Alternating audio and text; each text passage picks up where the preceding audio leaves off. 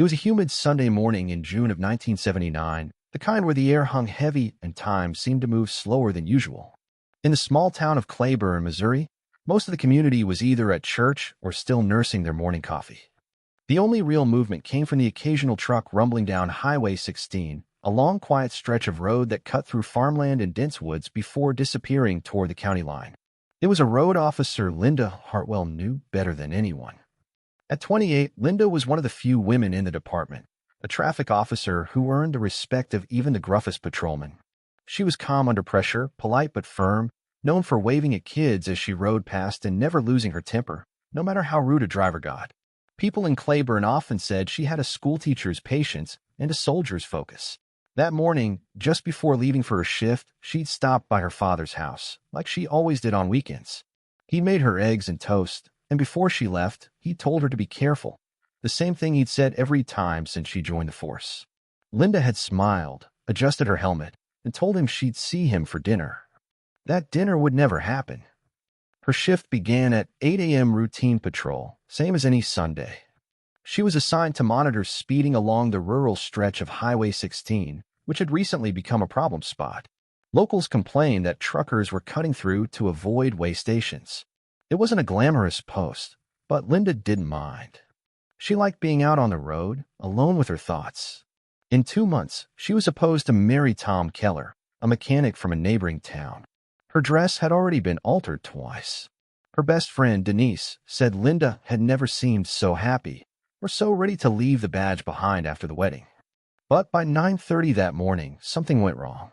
Her last known radio transmission came at 9:42 a.m. It was short, routine. She pulled over a blue sedan near mile marker 47 for a suspected broken taillight. Dispatch acknowledged. Then silence. No follow-up. No traffic clear. No code check. At first, nobody thought much of it. Maybe her radio was out of range, or she was still dealing with the driver.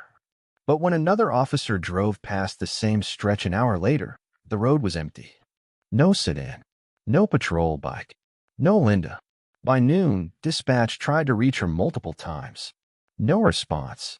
They sent a cruiser to her listed patrol zone. Still nothing. The officer who found her checkpoint reported a strange detail. The speed trap marker she'd set up that morning was still standing, untouched, as if she'd vanished mid-shift. When word reached the station, it didn't feel real. Claiborne was small. Everyone knew everyone. Officers weren't supposed to disappear here. By early afternoon, her fiancé, Tom, had already shown up at the station, pale and shaking. "You're saying she's not answering?" he kept asking, his voice cracking. She wouldn't just drive off. By 3 p.m., the search began. Within an hour, nearly every available unit was out scouring the roads. Patrol cars combed ditches, forest trails, and bridges. Deputies on ATVs covered the old service path near the quarry. Helicopters were requested from Jefferson County. For a while, it looked like something would turn up quickly. Maybe her bike had skidded off the road, or maybe she'd gotten hurt chasing someone into the woods. But there was nothing. When the sun began to set, Chief Alan McRae made the call that no one wanted to hear. They were dealing with a missing officer. That night, the whole town seemed to freeze. People came out with flashlights and lanterns, walking the ditches and shouting her name. Farmers lent their tractors to clear tall grass near the fields. By midnight, they'd covered miles of terrain. Search dogs caught faint traces of her scent near a gravel turnout by the tree line, then lost it. Officers found only a few scuffed tire marks leading off the road, but they faded within yards, swallowed by mud and rain-soaked leaves. Linda's father stood at the search line, gripping his old flashlight, refusing to go home. He kept muttering, "She's out there somewhere," as if saying it could make it true. When he finally did go home around 3 a.m., he left her bedroom light on, and it would stay on for years. By the next morning, the story had already made state headlines: "Female officer missing in rural Missouri." News vans lined the town square. Reporters interviewed locals who swore they'd seen her riding through town hours before the disappearance. One man claimed he saw her stop by the side of the road talking to a driver in a dark pickup truck. Another said she was alone. None of it fit neatly together. Investigators went through her personal life, phone records, letters, every note on her desk. They found nothing suggesting she'd run away or been in danger. Her fiancé passed every polygraph. Her fellow officers vouched for her stability. There were no disciplinary actions, no secrets.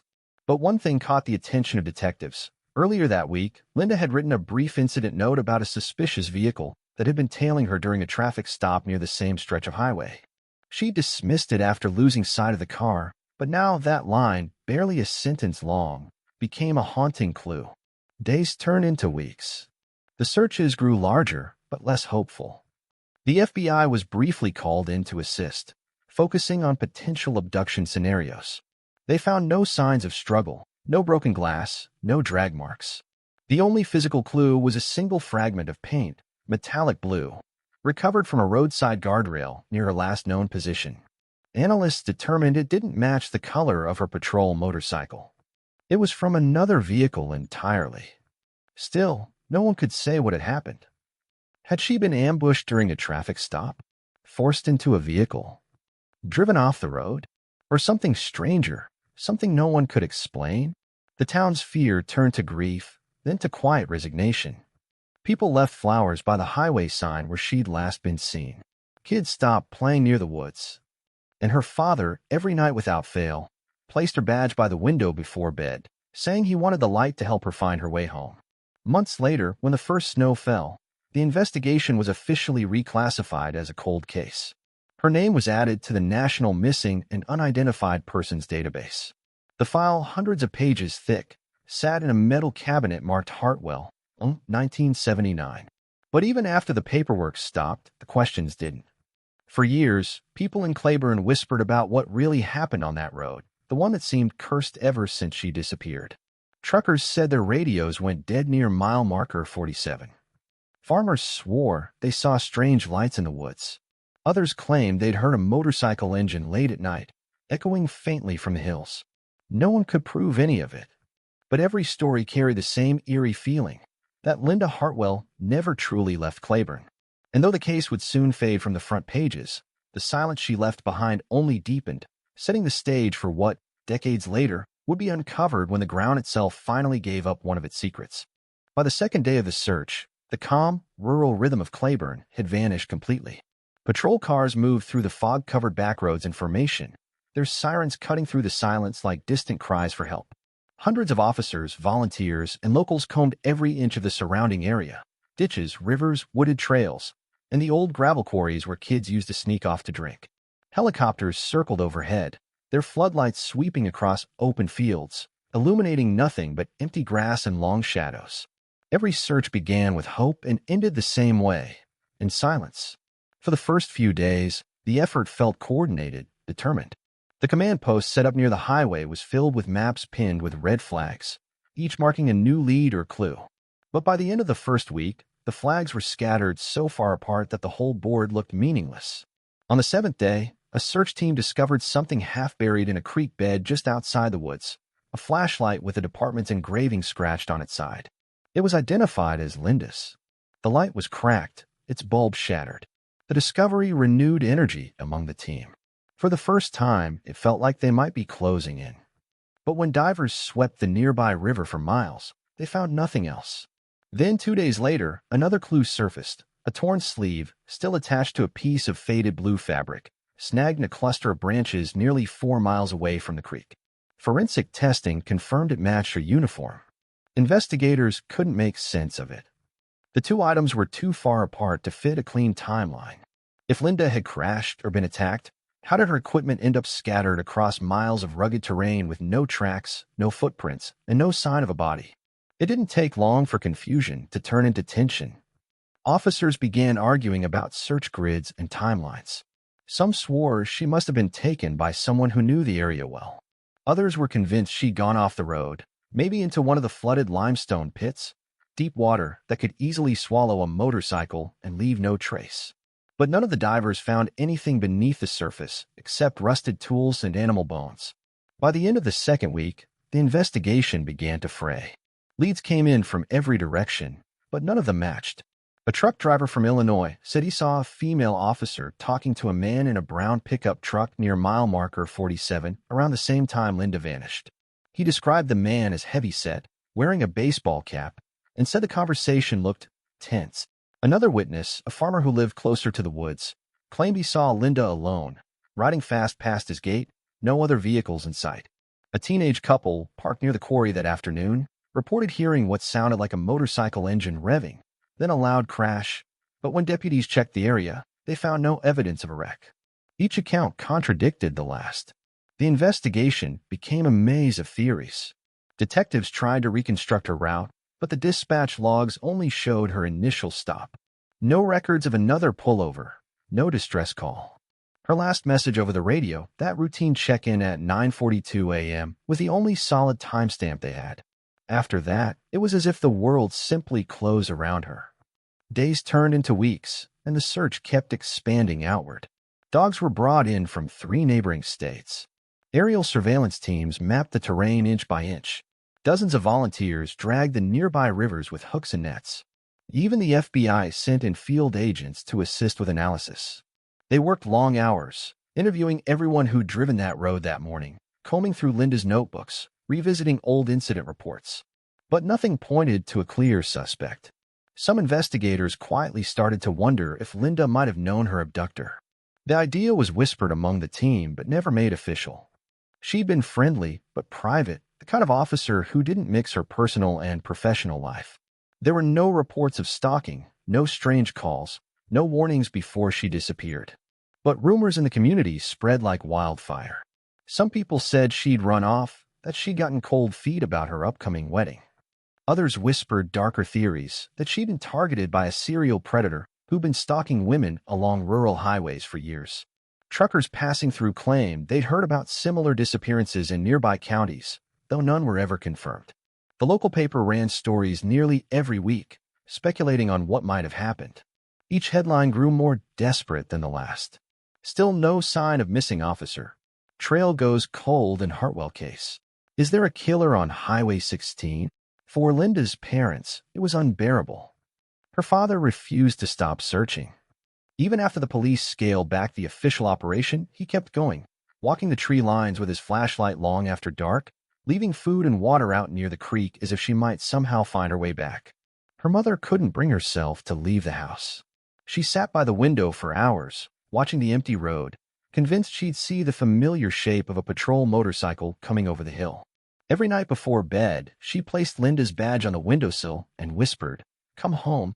It became a ritual, a quiet promise that they wouldn't give up, even when everyone else did. As summer turned to fall, the leaves changed color, and the search began to fade. Patrol cars stopped coming through town. Reporters moved on to other stories. Even the volunteers stopped showing up on weekends. What had once been a full-scale manhunt was reduced to an occasional drive-by patrol, just in case something surfaced after a storm. By October, the Hartwell disappearance had joined the long list of unsolved Missouri cold cases, one more story without an ending. But Claiborne didn't move on. The town carried her absence like a ghost. Drivers slowed down when they passed mile marker 47. Kids told stories about seeing her reflection in their rearview mirrors at night. Her father eventually sealed her bedroom, leaving everything exactly as it was, her uniform pressed, her boots polished, her badge missing. Every year, on the anniversary of the disappearance, he would drive down Highway 16, park near the ditch where her flashlight had been found, and stand in silence until sunset. By winter, the story had lost its headlines, but not its weight. Everyone in Claiborne had a version of what happened, everyone except the one person who could tell them the truth. And while the official report listed the investigation as inconclusive, those who'd been there, the officers who'd searched the mud, the locals who'd followed the sound of helicopters through the fog, all said the same thing. Something about that search had never made sense. The ground had given nothing back. The forest had stayed silent.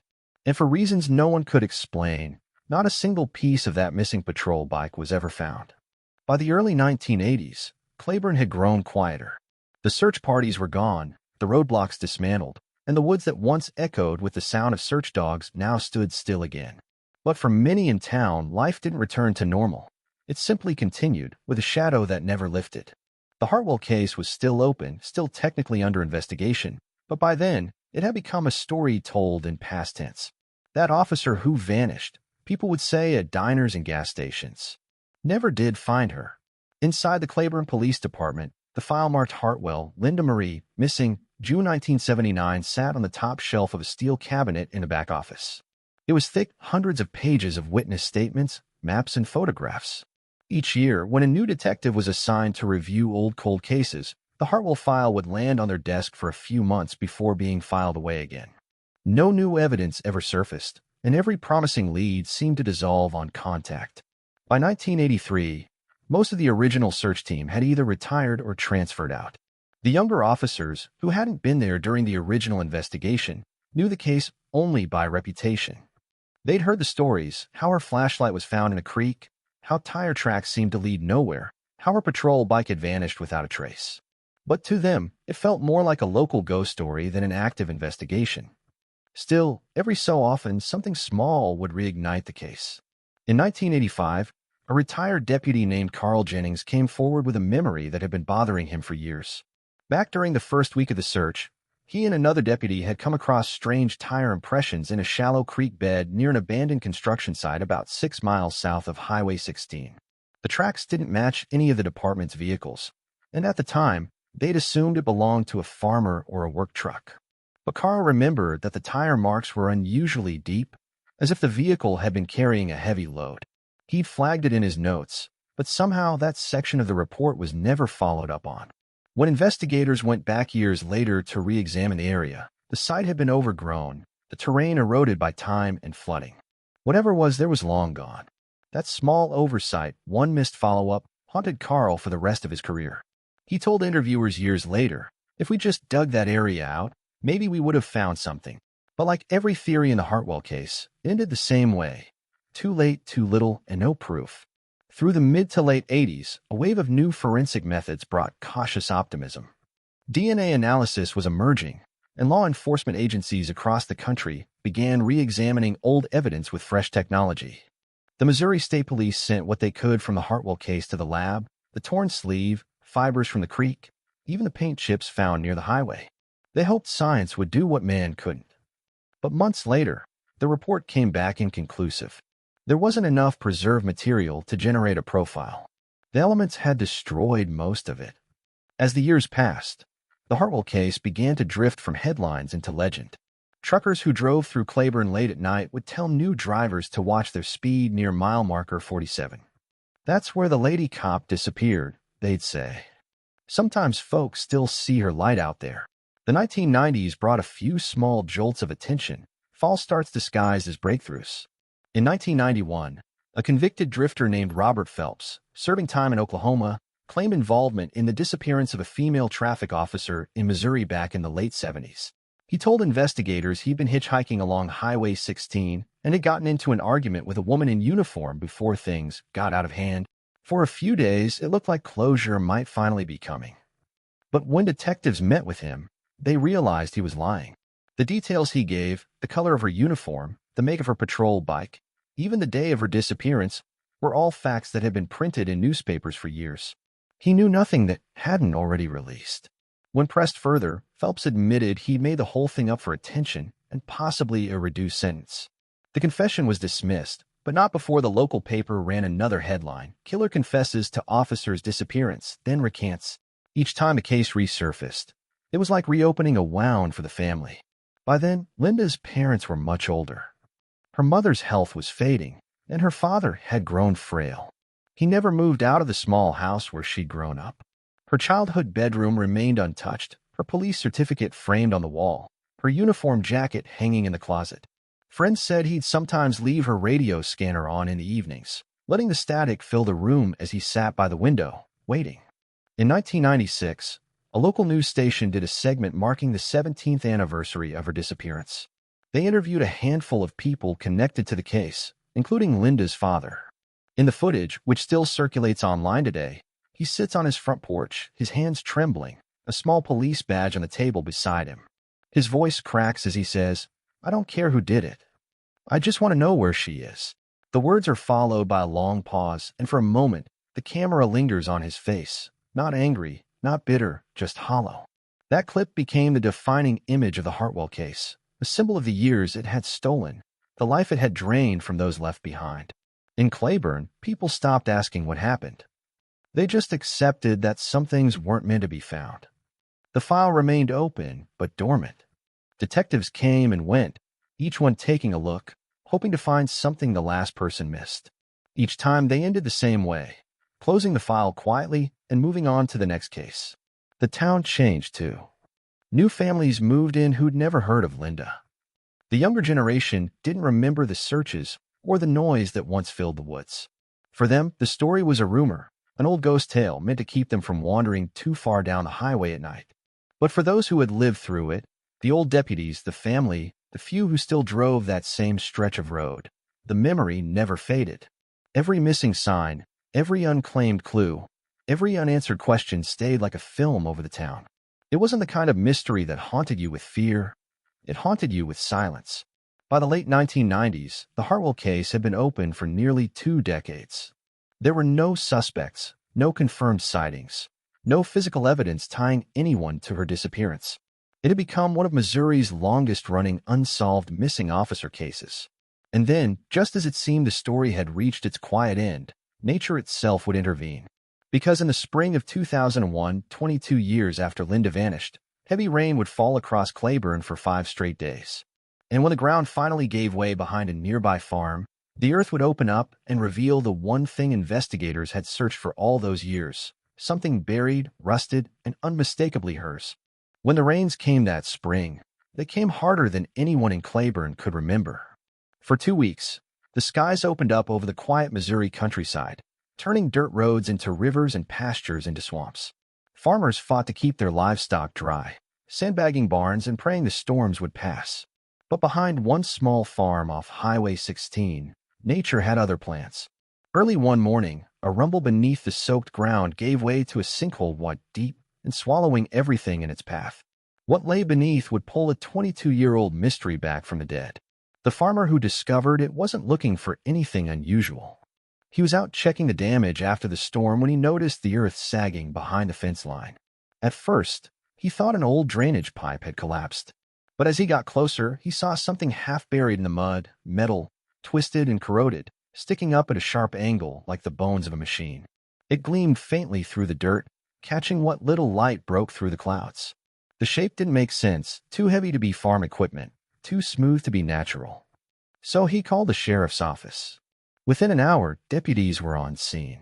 They cordoned off the area and brought in a small excavator to start clearing the topsoil.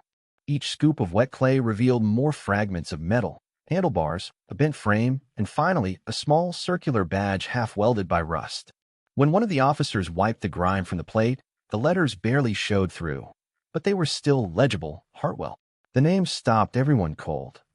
The rain seemed to fall quieter for a moment. They all knew what it meant. The motorcycle was pulled from the earth in pieces, its paint stripped, its tires long gone. Yet there was no mistaking it. The serial number matched Linda's assigned patrol bike from 1979.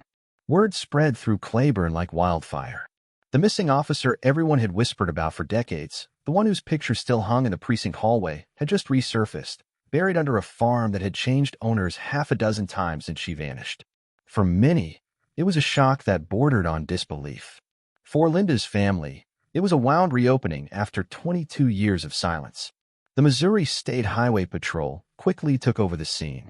Forensic teams erected tents around the site, marking each discovery with flags and careful notes. Investigators combed through every inch of the sinkhole, pulling up fragments of a shattered radio microphone, a cracked helmet visor, and one faded leather glove, left hand, size small.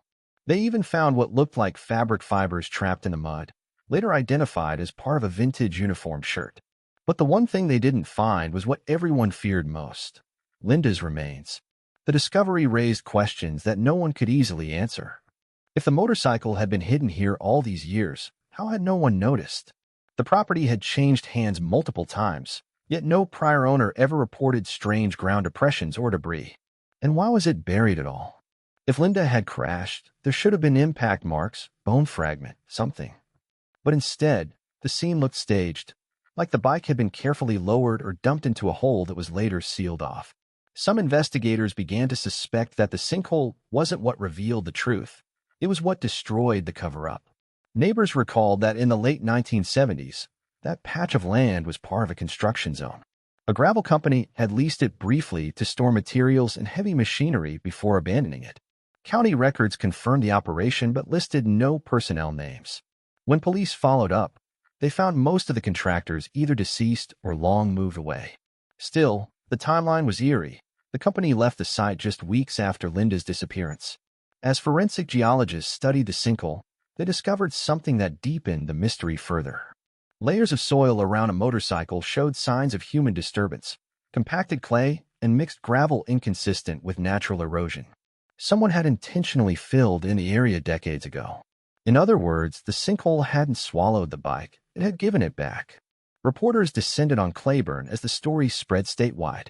Cameras rolled outside the sheriff's office, and the words "Hartwell case reopened" flashed across television screens. For Linda's parents, now in their 70s, it was almost too much to bear. They stood on their porch the night the news broke, watching the same stretch of road their daughter once patrolled. Her mother whispered that maybe now they'd finally know. Her father said nothing at all. He simply held the badge she'd earned at 21, the same badge they'd kept by the window every night for 2 decades. But inside the investigation, hope and dread intertwined. Detectives began mapping the immediate area, comparing old topographical records to modern satellite images. They discovered that just beyond the sinkhole site, a shallow gully ran toward a dried-out creek, one that led directly to the location where Linda's final radio signal had pinged all those years ago. The proximity was chilling. She hadn't disappeared miles away as once believed. She'd vanished within shouting distance of that very spot. When they drained part of the gully, they found even more fragments, bits of broken glass consistent with a patrol headlight and a rusted belt clip from an equipment holster. All confirmed to be standard issue for Claiborne officers in the late 1970s. Still, no human remains. It was as if the Earth had chosen to give up only part of its secret, just enough to remind everyone that it still held the rest. Local papers called it the case that wouldn't stay buried. Every discovery brought both relief and horror. Old witnesses were re-interviewed, former suspects rechecked. A retired dispatcher swore she remembered hearing static on Linda's last call, followed by what sounded like a man's voice faintly in the background. But the tape had long been destroyed. Files were missing. Chain of custody logs from 1979 were incomplete. It was as though the evidence trail had rotted away, piece by piece, like the bike itself. One investigator described the feeling perfectly. "We're digging through mud and ghosts." The state's cold case division brought in new experts, forensic anthropologists, soil analysts, and a private excavation crew to re-sift the site. Nothing new turned up. The hole, now filled with water from the rains, became a muddy monument to everything unsolved. Yet no one could shake the sense that the answers were still somewhere nearby. In town, theories multiplied. Some residents believed Linda had been kidnapped and killed, her bike buried by the culprit to erase evidence. Others thought she'd been forced off the road by someone she knew, maybe even another officer. A few held on to a stranger hope that she'd escaped something dark and left the bike behind intentionally, though even her family no longer believed that. Late one night, Sheriff Don Kessler, the same rookie who joined the first search in '79, stood by the reopened site with a flashlight. He'd retired years earlier, but couldn't stay away. He stared into the muddy pit and muttered, "We were right here the whole time." The rain had stopped by then. The wind carried only the sound of frogs in the nearby ditch and the faint hum of distant traffic. The place felt heavy, not just with mud, but with memory. And as the county prepared to close the site, one geologist made a final observation that would quietly change the direction of the case once more. The soil samples from beneath the bike, the deepest layer, contained trace amounts of fuel residue and concrete dust, the kind used in road construction during the late 1970s. It suggested that the burial wasn't random. It had been deliberate, likely done when the land was still an active worksite, which meant someone had hidden that motorcycle while bulldozers were still rolling and workers still came and went. Someone who had access. Someone who might have been right there the day Linda disappeared. For the first time in decades, the investigation had direction again. But as the officers packed up their gear and the field fell quiet, one thought hung over them like a shadow. If her bike was buried 3 miles from where she called for backup, then where was Linda? Investigators refused to let the discovery fade into another false dawn. For weeks, the area around the sinkhole became a grid of orange flags and numbered stakes, every square foot marked and measured. The forensic team brought in ground-penetrating radar, hoping it might detect deeper anomalies below the surface, voids or buried debris that could indicate more hidden evidence. The readings came back inconsistent. Some showed small pockets of density, others empty cavities, but nothing definitive. Still, it was enough to keep digging. One morning, as the crew expanded the excavation perimeter, they unearthed a shallow trench about 30 feet from where the motorcycle had been found. Inside was a cluster of rusted nails, decayed wood fragments, and what looked like old tire chains. The fragments matched the style used in construction vehicles during the late 70s, the same era when the gravel company operated there. Detectives wondered if this had been part of a temporary pit used by workers, later filled in hastily when the site was abandoned. If so, that pit could have doubled as the perfect place to hide something, or someone no one wanted found. The county archives provided some unsettling corroboration. Permits from 1979 listed a foreman's name, Wayne Ledger, a man who'd since moved to Arkansas. When contacted, Ledger, now in his late 80s, remembered the project vaguely. He said they were widening a service road and using part of the Hartwell property for storage. But when asked if he'd ever heard about a missing police officer during that time, his tone shifted. "Oh yeah," he said slowly. "Everybody knew about that girl. They told us to keep clear of the main road that week." Something about an ongoing search. Investigators pressed further, but Ledger claimed he didn't recall anything unusual at the site itself. Yet his memory faltered when questioned about who had access to the property after hours. Records showed several employees had criminal backgrounds, including one man, Charles Danner, who'd been arrested in 1982 for assaulting a woman at a highway rest stop just 20 miles away. Danner served 5 years in prison, then disappeared off the grid. When detectives pulled his mugshot, they compared it with a sketch from a 1979 witness who had reported seeing Linda talking to a man in a brown pickup truck the day she vanished. The resemblance wasn't perfect, but was close enough to reignite old suspicions. Still, without a body, there was no proof of murder, no clear link between Linda and the gravel crew. The county prosecutor couldn't authorize a warrant on circumstantial evidence alone. The search team returned to the field, combing through the nearby woods and creeked yet again. Each step forward only seemed to uncover more questions. The soil samples that had once offered hope now pointed to an even broader mystery. The layer of fill beneath the motorcycle contained industrial material, limestone, gravel dust, and asphalt chunks, suggesting that heavy equipment had been used to pack it down. Someone had buried that bike with purpose and precision. The new task force brought in forensic hydrologists to reconstruct how rainwater and erosion might have shifted the ground over decades. Their conclusion chilled even seasoned investigators. The sinkhole likely formed along a buried drainage path created by human excavation.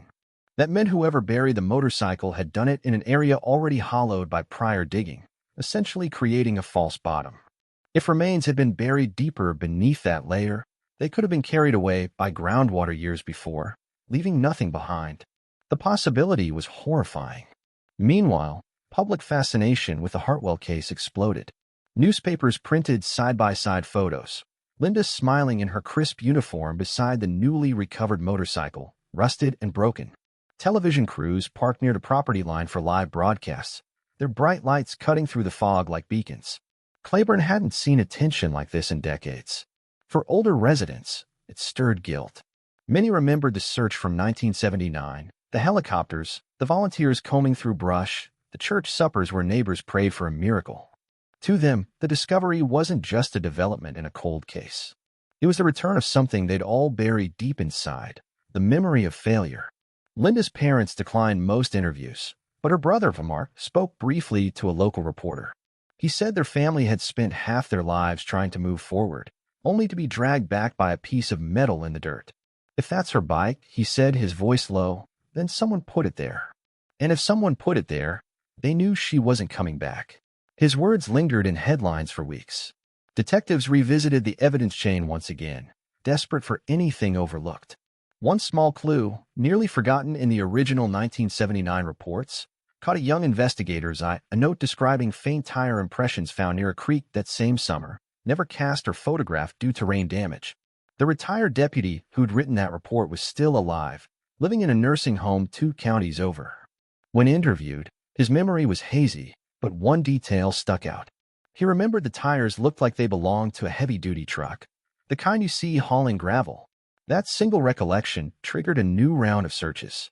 Detectives traced the gravel company's old fleet records and found that one brown pickup truck, registration number partially legible, had been sold at auction in 1980 to a private buyer. The buyer's name, Charles Danner. Suddenly, the story that had lain dormant for 2 decades began to move again. Authorities scoured state databases for any trace of Danner.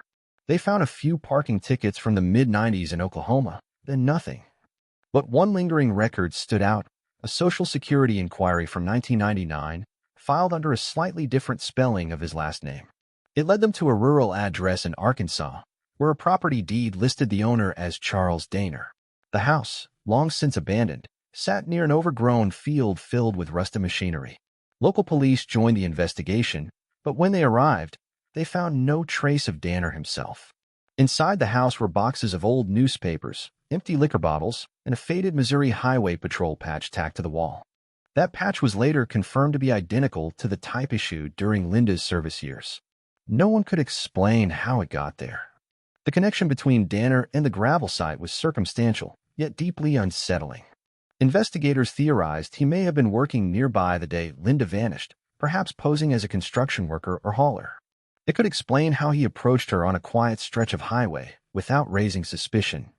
But again, there was no proof, only fragments, half-truths, and coincidence. Still, for those who had lived through the first search, even coincidence felt like progress. The excavation behind the farm stretched into early summer. Each day, workers sifted mud through mesh screens, hoping for anything: bone, jewelry, a badge, a single trace of human remains. All they recovered was a corroded belt buckle stamped with the faint outline of an eagle, later confirmed to match the design of Linda's department-issued uniform belt. It was the smallest of finds, but to the team, it carried the weight of a life. By July, the rains had stopped and the sinkhole site was drying up. The investigation had run its physical course. The land could give no more. The hole was fenced off and covered with tarp, preserved as an active forensic zone. For a brief time, people kept visiting, locals leaving flowers, retired officers standing in silence. Then gradually the visits stopped. The case was once again returning to quiet, the way old stories do when answers refuse to appear. But just before the site officially closed, one final test result came in from the state lab. Soil residue found inside the motorcycle's fuel tank contained traces of synthetic oil manufactured specifically for fleet vehicles between 1975 and 1982, meaning the bike had likely been buried within months, not years, after Linda's disappearance. That detail placed the act squarely within the same time frame as the gravel company's operations. It didn't solve the case. It didn't name a suspect. But it did something else. It narrowed the window, sharpened the focus of a mystery that had stretched far too wide for too long. For investigators, that mattered.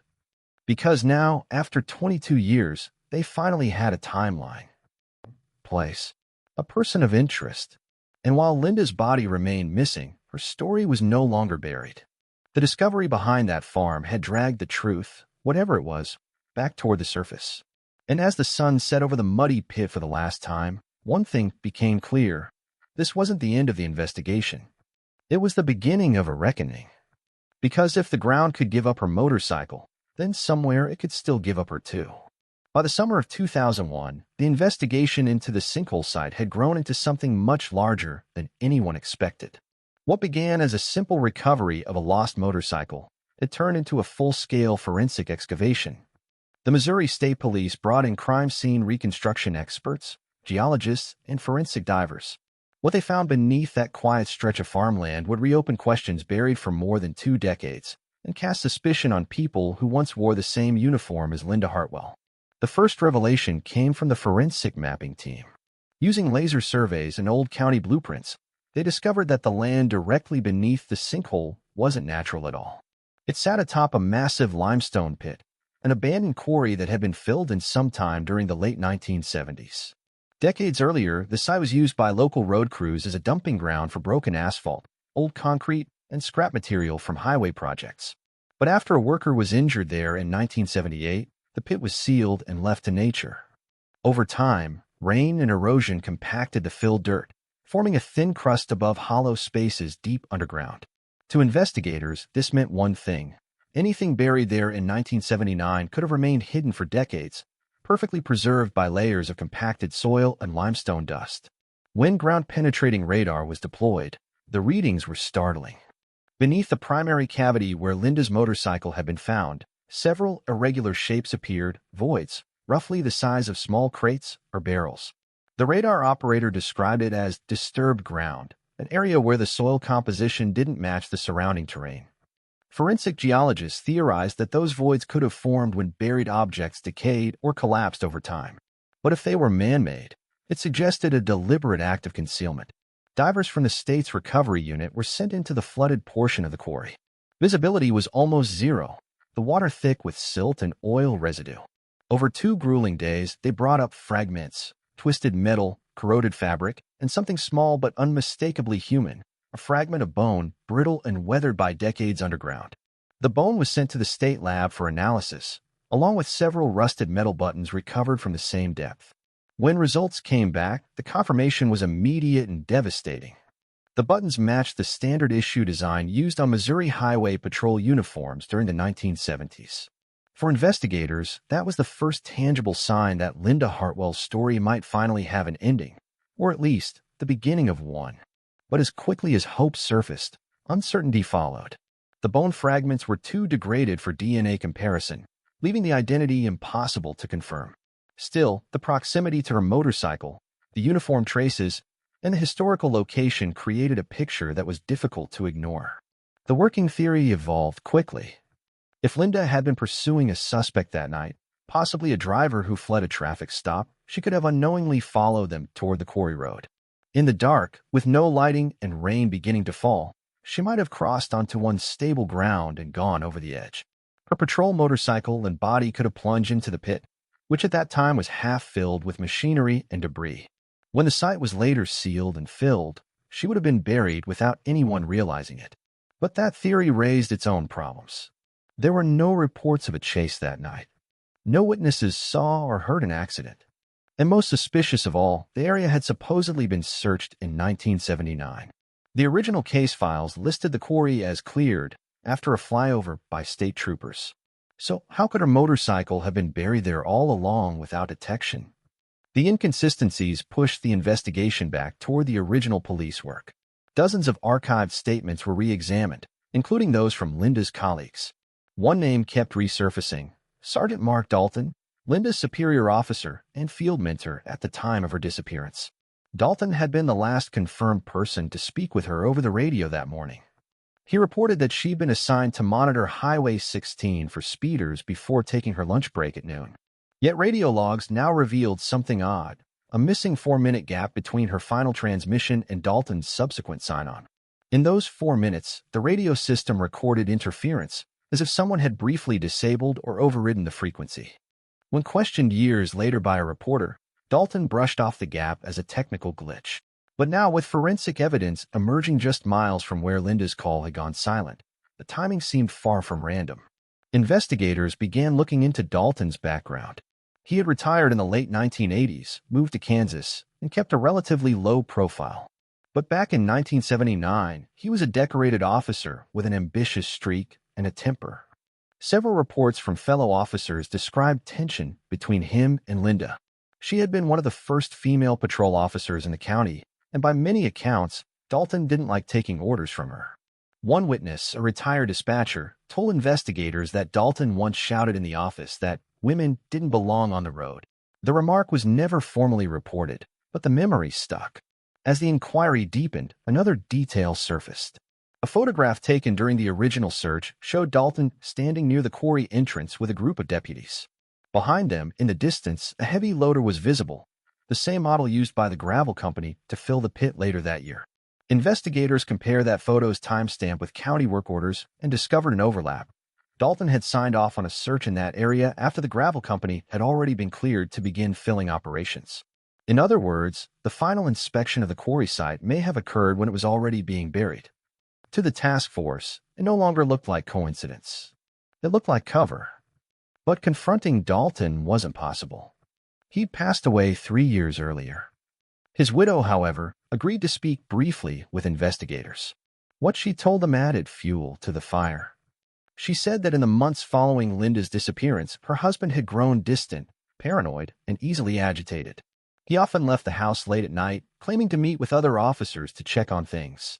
One morning, she found his uniform shirt in the laundry with red clay stains on the sleeves, the same type of clay found near the old quarry. When she asked him about it, he told her it was from helping with the search. She never questioned it again. As word of these revelations spread, the department faced a storm of public scrutiny. How could one of their own possibly have been involved in the disappearance of another officer? Some believed Dalton might have accidentally struck Linda during a training patrol and covered it up out of fear of losing his career. Others whispered darker possibilities, that there had been an argument, something personal, that ended in violence. Forensic reconstruction teams ran simulations to test both theories. Based on the location of the bike, soil compaction data, and the depth of burial, they concluded that the motorcycle had been placed in the pit, not crashed into it. The handlebars were turned at a 90-degree angle, consistent with being manually lowered or pushed, rather than the momentum of a fall. That detail eliminated the idea of an accidental plunge. Someone had buried it deliberately. The discovery cast a long shadow over the Claiborne Police Department. Younger officers who hadn't even been born when Linda disappeared spoke about it in whispers. How easily truth could vanish beneath paperwork. How quickly silence became habit. In interviews, former colleagues admitted there had always been rumors about Dalton's role, but no one dared challenge him. He was senior, respected, and had powerful friends in the department. One retired sergeant said, "If he told you the case was done, you didn't ask twice." By autumn of 2001, the evidence from the pit had been cataloged and sealed. The findings were shared with Linda's remaining family, who sat quietly through the briefing. Her brother asked the question no one wanted to answer. If Dalton was responsible, why hadn't anyone seen it? The lead investigator hesitated before saying what everyone already knew, that sometimes in small towns, the truth depends on who's willing to look for it. And yet, for all the grim revelations, the excavation left one haunting void. Linda herself was still missing. The bone fragments, though human, were inconclusive. The rest of her remains were nowhere to be found. The sinkhole had given up part of the story, but not the ending. As winter approached, crews packed up their equipment and left the quarry sealed once more. The site was quiet again, the sound of machinery replaced by the distant hum of traffic from Highway 16, the same road Linda had patrolled on her final day. But for those who had worked the case, there was no closure. Just a growing unease, an understanding that maybe the truth had been buried not by time, but by someone who knew exactly what they were doing. And that realization that one of their own might have sealed her fate and buried the evidence beneath their feet will haunt Claiborne forever. Because if that quarry had been her grave, then the people who should have found her were the same ones who made sure no one ever would. For the first time in over 20 years, the Claiborne Police Department reopens one of its darkest chapters. The discovery of Linda Hartwell's motorcycle buried beneath a sinkhole had reignited a case that, for decades, existed only in whispers and cold files. Detectives who weren't even born when Linda vanished now combed through the yellowing pages of old reports, piecing together what earlier generations missed or ignored. As they revisit the events of 1979, one name keeps resurfacing: Sergeant Mark Dalton. Back then, Dalton was Linda's direct superior, a man known for his sharp instincts, his booming voice, and his short temper. He trained her when she joined the force. He vouched for her when some of the older men doubted she could handle patrol duty. But records show that in the weeks after her disappearance, Dalton abruptly resigned. He claimed burnout, said he needed to step away from the badge. Then he moved 2 counties over, started a new life, and never spoke publicly about Linda again. For years, that detail sat buried in paperwork, one of many inconsistencies in a case riddled with them. But now, as detectives pore over archived logs and old interviews, the resignation stands out like a flare in the dark. Colleagues from that era remember Dalton as the last person known to have spoken with Linda the morning she vanished. He had reportedly called her in to check a highway construction site after a motorist reported debris in the road. No one else was aware of the call. There's no radio record of it. And yet Dalton's handwritten note in the dispatch log, just one line, reads, "Hartwell to Route 6, check-in 10 to 45. Modern investigators can't shake the feeling that this detail was planted, or at least too convenient. They tracked down Dalton's surviving family members, hoping for some explanation or clue that might connect the man to Linda's final movements. By then, however, Dalton is gone. He dies suddenly of heart failure before any formal questioning. To the department, It feels like another cruel trick of time. Just as they inch closer to the truth, it slips through their fingers again. Months later, in a small town outside Springfield, Dalton's son, Eric, begins cleaning out his late father's home. He sorts through boxes of old uniforms, photographs, and dusty medals, remnants of a man he loved but never really understood.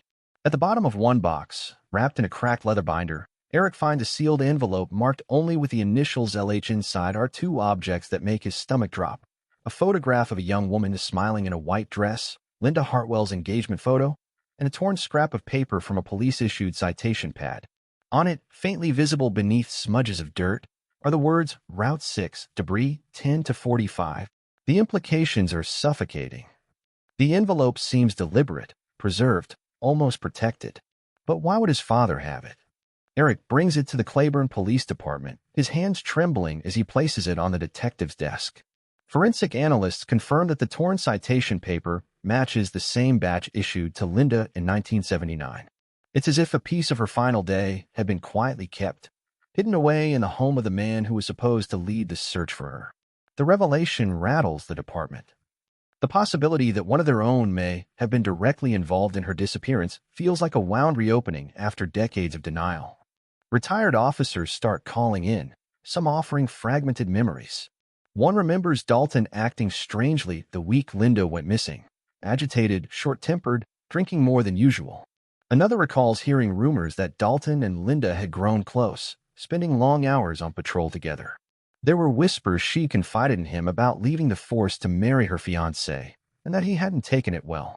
As these stories surface, investigators begin to view the original case through a new lens.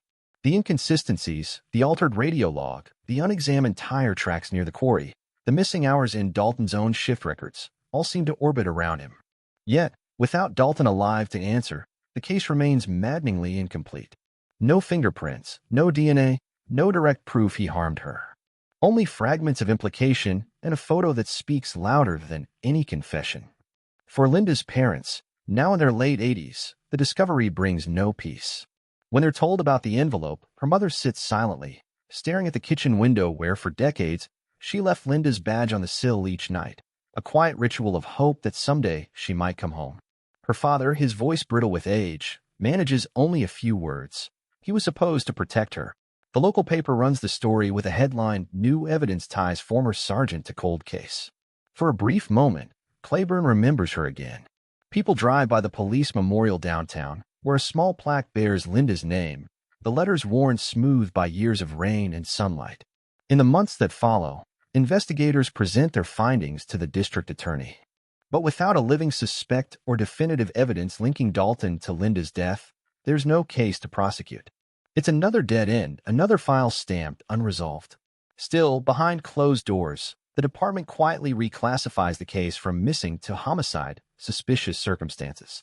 It's a small acknowledgement, but for those who've carried her memory, it matters.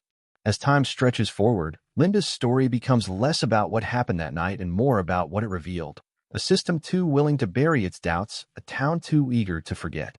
Her recovered badge now rests behind glass in the Claiborne Police Memorial, displayed beside the cracked leather glove and a single rusted bolt from her patrol motorcycle. At night, the badge catches the faint glow of the hallway lights, its metal surface reflecting like a living thing. Outside, rain taps against the windows, echoing through the empty corridor. Visitors who pass by often pause at her name, wondering who she was, what really happened, and how a bright young officer could vanish so completely. To the community, she's become both a tragedy and a mystery, someone swallowed not just by the earth beneath her, but by the silence of those who could have spoken. The truth may lie somewhere deep in that limestone pit, trapped in the layers of mud and time, or it may rest with the man who carried her secrets to his grave. In the end, Linda's patrol bike was found, her badge recovered, her story unearthed, but her fate remains locked beneath the same ground that gave her back. For all the searching, all the years, and all the theories, Claiborne is left with the same unbearable question that's haunted it since 1979. What really happened to Officer Linda Hartwell? And as the camera of memory pulls back, we're left with only the soft reflection of her badge glinting under the dim memorial light, a silent witness to a truth no one will ever fully know.